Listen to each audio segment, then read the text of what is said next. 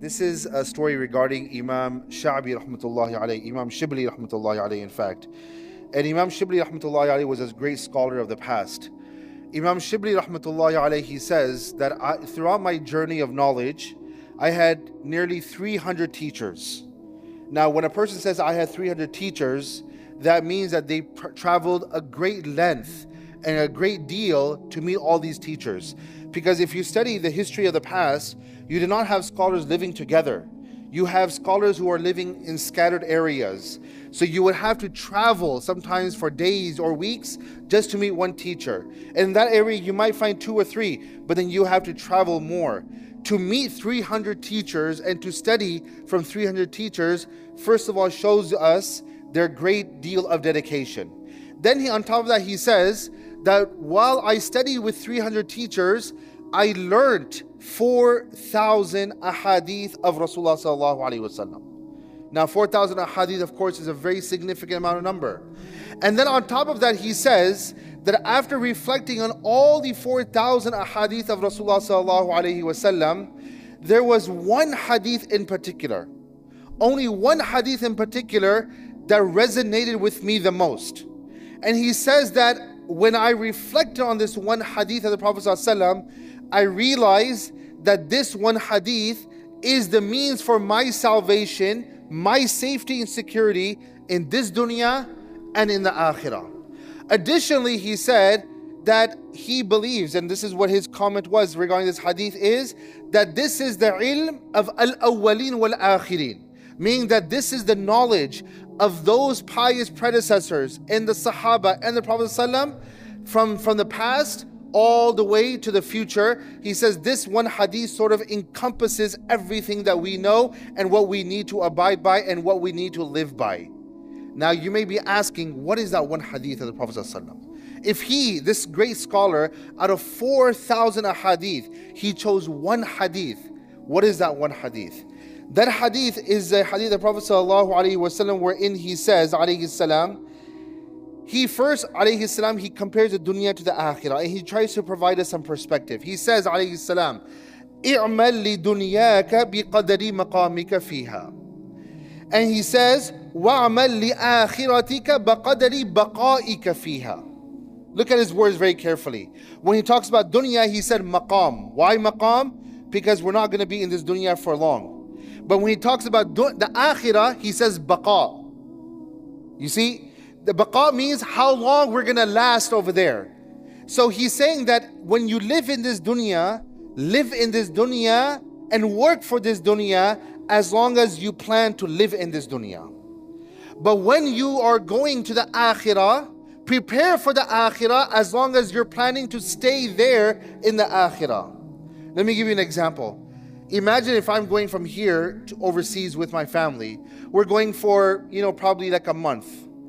If you ask anyone, if I'm making preparations, if I'm going for 1 month, I should make preparations for a week or for a month? You tell me. For a month, of course. Because I know I'm going to be there for a month. And you make preparations accordingly. What we're doing nowadays is, we might be living in this dunya. First of all, we don't know how long we're going to live in this dunya. As the Prophet ﷺ says, it might be 60, 70 years. As the Prophet ﷺ, he says, أَعْمَارُ أُمَّتِي بَيْنَ سِتٍّ وَسَبْعِينَ. This is the lifespan of my ummah. And it could be shorter than that too. We have seen people in our own community, 20 years old, 26 years old, and so forth too. There is no guarantee of life. So what he's saying is that work for this dunya as long as we intend to live in this dunya. We might be living in this dunya for probably 40, 50, 60 years. But if you look at our attitude, if we reflect on our attitude when it comes to money, when it comes to real estate and so forth, and how much we're trying to just, hoard and we're trying to just, gather and collect it so much, is as if we probably might be having this plan to live in this dunya for 200, 300 years. That's the way our attitude is regarding this dunya. But rather it should be the complete opposite. We need to work for this dunya as long as we're planning to stay in this dunya. But we need to work for the akhirah as long as we're planning to stay there. That life is the eternal life. We need to work according to that. So what we are doing is, in one way, we are working for this dunya overly more than we are planning to stay here in this dunya, and what we are sending forward to the akhirah, which is the eternal life, we're sending very, very little. Now, another way also to reflect on dunya and akhirah, this is something we will find in the entire Quran. Whenever you want to know the value of anything, you have to compare it. If I hold in my hand $1, and on the other hand, if I have $100, I have two different amount of money. It shows you the value of something, right? One is very less than, of course, the 100. Even if I have that 100 in one hand, but I have 10,000 in my other hand, then you know that the 100 is insignificant. Because in order to understand anything, once again, you have to compare. Okay, you have to compare in order to understand the value for anything. When we compare, brothers and sisters, dunya to akhirah, Allah makes it very clear in the Quran to help us understand our focus needs to be the akhirah. We work in this dunya. You think about the Prophet ﷺ, how he lived. He was the Nabi of all the Nabis. He was Nabiul Anbiya. Look at how he lived. His entire house, think about his entire house was probably the size of our walk-in closets. In fact, it is fair to say that in some of our new constructed homes, our walk-in closets were probably bigger than the entire house of Rasulullah sallallahu alaihi wasallam. Think about that for a moment. This is how he lived. Now, I'm not saying that it's haram to have money. Yes, it's okay to have money. It's okay to be a millionaire. It's okay to be a billionaire. But not at the expense of our akhirah. This is the key thing. Not the expense of our akhirah. And we have to always keep in mind, the akhirah is the one that's everlasting. So when we talk about this dunya is temporary. The akhirah is eternal. In this dunya, there is no justice. In the akhirah, there's only justice. When we talk about this dunya, ma indakum yanfad, whatever we have, it will come to an end. But whatever Allah subhanahu wa ta'ala has, ma indakum yanfad, wa ma indallahi baq. Whatever Allah has, it's there. In this dunya, people, they take advantage of others. In the akhirah, no one can take advantage of anyone else. In this dunya, anyone can say whatever they want to say. In the akhirah, لا يتكلمون إلا من أذن له الرحمن. No one can speak, no one can do anything without the permission of Allah subhanahu wa ta'ala. In this dunya, people will back each other up. We see what this country is doing and backing up countries like Israel and countries, these apartheid countries, and let them commit atrocities against our Muslim brothers and sisters. There are people who do this kind of stuff. In the akhirah, there is no shafa'ah. There is no one who can back up anyone. مَا لَكَ مِنَ اللَّهِ min waliyin wala nasir. There is no one who can back up anyone else. This is the difference between dunya and akhirah. There is a vast difference. So that is why when we look at this dunya is zero compared to the akhirah. Even if this entire dunya lasted for 2 million years, for example, 2 million years is a significant amount of time. But if you compare 2 million years of this dunya to the akhirah, which is eternal, this dunya is still equal to what? Zero. And that is why, subhanAllah, just to help us understand, Nuh alayhi salam, he lived for over 1,000 years. 950 years was only his time he gave da'wah. But someone asked him at the end of his life, when he was on his deathbed, you lived for over 1,000 years. How did you find your life? He says, that is almost as if I found it as a house.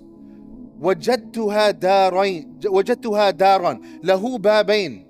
It has two doors that I enter through one door and I exited through the second door. Simple as that. This is how his entire life of over 1,000 years was. Now you think about our life for a moment here.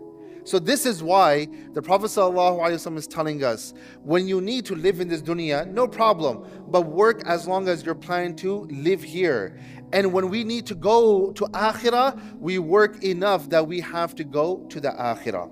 Then the third thing the Prophet ﷺ, he says, وَعْمَلْ لِلَّهِ بِقَدْرِ حَاجَتِكَ إِلَيْهِ. Subhanallah. That do enough for Allah subhanahu wa ta'ala as much as you need Him. Now we need Allah subhanahu wa ta'ala at all times in our life. That's why there's a dua of the Prophet sallallahu alaihi wasallam, Ya Hayyu Ya Qayyum bi rahmatika astaghith. Ya Hayyu Ya Qayyum, Ya Allah, I seek your help, I seek your assistance. And then what did he say? Aslih li sha'ni kulla. Ya Allah, take care of all my affairs. وَلَا تَكِلْنِي إِلَى نَفْسِي طَرْفَةَ عَيْنٍ. Ya Allah, do not take your mercy, your supervision away from me, or your care from me for not even for a second. I want you to I want you to look after me 24/7, Ya Allah. This is how much we need Allah subhanahu wa ta'ala. So the Prophet ﷺ is telling us, this is something for us to think about, that do enough for Allah as much as you need Him. When we need Allah 24/7, then I need to be serving Allah 24/7. Now, how do we serve Allah 24/7? It doesn't mean that we cannot sleep. It doesn't mean that we cannot eat.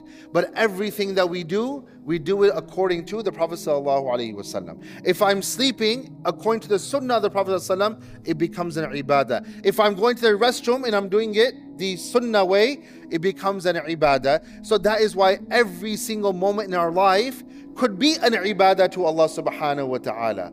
And then the last thing the Prophet ﷺ, he said is, and look at this statement of the Prophet ﷺ. He says, وَعْمَلْ لِلنَّارِ بِقَدَرِ صَبْرِكَ عَلَيْهَا. That do enough.